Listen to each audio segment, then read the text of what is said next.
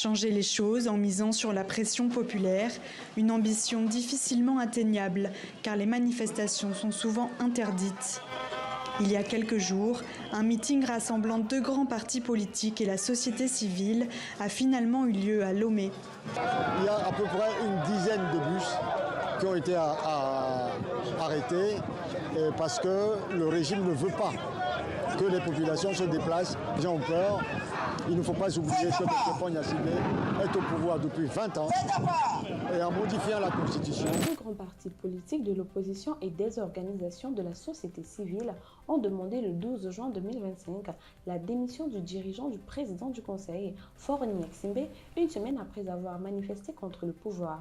Pour la première fois, après les événements du 6 juin au Togo et l'arrestation de dizaines de personnes à Lomé lors de la mobilisation contre le pouvoir, le cadre de réflexion et d'action pour le changement, en abrégé CRAC, composé de partis politiques, l'Alliance nationale pour le changement, en abrégé ANC, de Jean-Pierre Fabre, et les Forces démocratiques pour la République, en abrégé FDR, de Paul Dodji Apivon, et d'organisations de la société civile comme le Front citoyen Togo Debout et Innovation Internationale, dressent un bilan de 20 années au pouvoir de Faure Gnassingbé.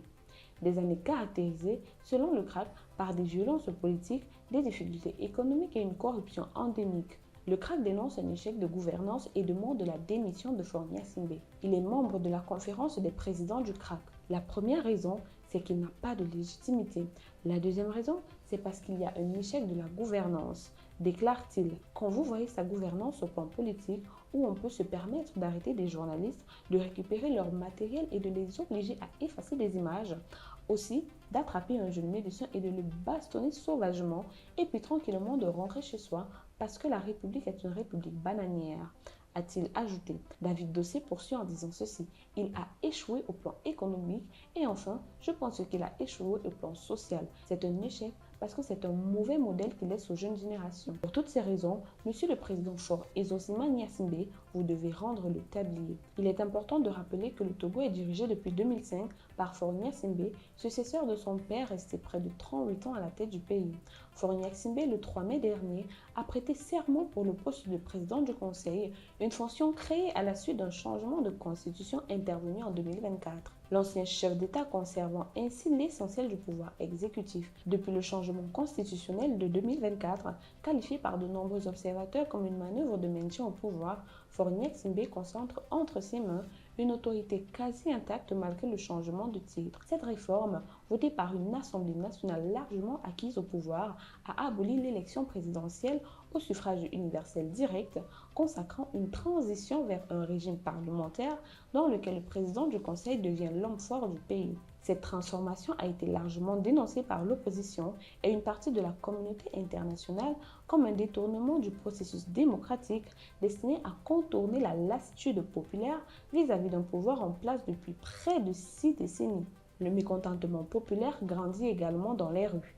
Les manifestations du 6 juin ont été sévèrement réprimandées par les forces de l'ordre, provoquant ainsi de nombreuses arrestations arbitraires selon des ONG locales et internationales, dont Amnesty International et la Ligue togolaise des droits de l'homme.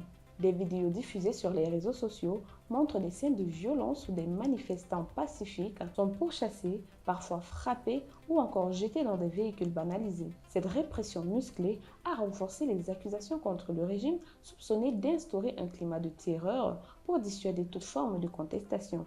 Face à cette situation, la société civile tente de se réorganiser. Plusieurs initiatives citoyennes appellent à une refondation des institutions et à un dialogue national inclusif pour sortir de l'impasse politique. Le CRAC envisage de lancer une campagne de mobilisation nationale avec des actions de sensibilisation dans les régions reculées du pays afin de briser le mur de la peur et de redonner la parole aux populations. Pour ses membres, l'enjeu dépasse désormais une simple démission du président. Il s'agit de restaurer un état de droit basé sur une véritable alternance démocratique et une justice indépendante pour tous. Pour plus de contenu sur l'actualité africaine, suivez-nous sur le réseau social africain Diba World et sur toutes nos autres plateformes. Tous les liens sont disponibles dans la bio.